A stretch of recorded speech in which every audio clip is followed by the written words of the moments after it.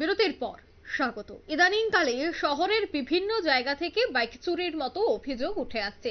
পুলিশের কাছে রীতিমতো অভিযোগ দায়ের করা হচ্ছে। তারই ভিত্তিতে দেখা গেছে পুলিশ মাঠে ময়দানে নেমে বিভিন্ন জায়গায় তল্লাশি চালায়। তারই মধ্যে পুলিশ জানাচ্ছে যে গোপন খবরের ভিত্তিতে চুরি যাওয়া নম্বরবিহীন একটি বাইক উদ্ধার করেছে। সাথে বাংলাদেশি বাইক চোর এবং এক দাগি বাইক চোরকেও গ্রেফতার করতে সক্ষম হয়েছে পশ্চিম থানার পুলিশ। আজ তাদের পুলিশ রিমান্ড চেয়ে কোর্টে তোলা হবে বলে জানাচ্ছেন পশ্চিম থানার ওসি পরিতোষ দাস। কি বলছেন তিনি শোনাবো।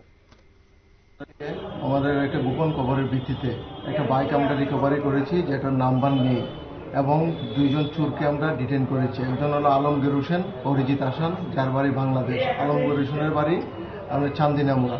তাদেরকে ডিটেন করার পর জিজ্ঞাসাবাদে তারা বলেছে যে বাইকটি সে চুরি করে নিয়ে গেছে। এর আগেও কয়েকটা বাইক চুরির ইনসিডেন্টে আলমগীর হোসেন ইনভলভমেন্ট আছে।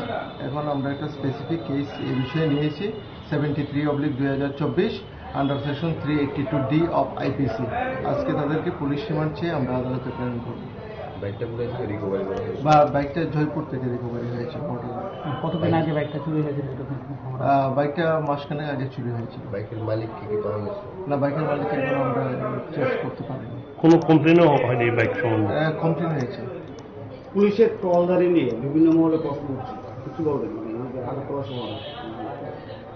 পুলিশের দেখেন আমাদের বিট পেট্রোলিং প্লাস আমাদের মোবাইল চলছে, কন্টিনিউ আমরা মোবাইল করছি, এবং এই বিষয়ে আমরা প্রত্যেক দিনই 15 থেকে 20 জন 25 জনের মতো আমরা প্রিভেন্টিভ অ্যারেস্ট করছি, মদ বিরোধী অভিযান করছি, এগুলো আমাদের চলছে।